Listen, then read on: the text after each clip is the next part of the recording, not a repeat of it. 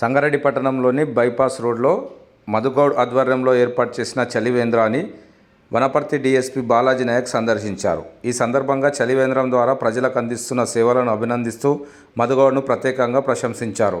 ఎండల తీవ్రతను దృష్టిలో పెట్టుకొని ప్రయాణికులు ప్రజలకు చల్లని నీరు అందించే ఏర్పాటు చేసిన చలివేంద్రం సామాజిక సేవకు నిదర్శనమని డీఎస్పీ బాలాజీ నాయక్ పేర్కొన్నారు. ప్రజలకు సేవ చేయాలనే తపనతో ఇలాంటి కార్యక్రమాలు నిర్వహించడం అభినందనీయమని అన్నారు. ఈ కార్యక్రమంలో జయరాజు, పల్లె ప్రసాద్, భీష్మగౌడ్, శ్రీనివాసరావు, మహేష్ గౌడ్ తదితరులు పాల్గొన్నారు.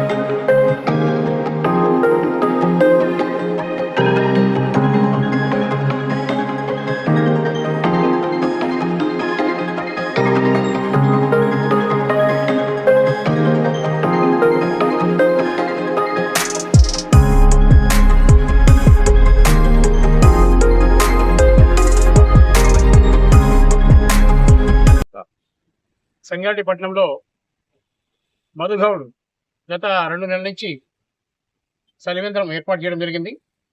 చాలామంది వచ్చిపోయేటువంటి వారికి అందరికీ కూడా చాలా సౌలభ్యంగా ఉన్నది.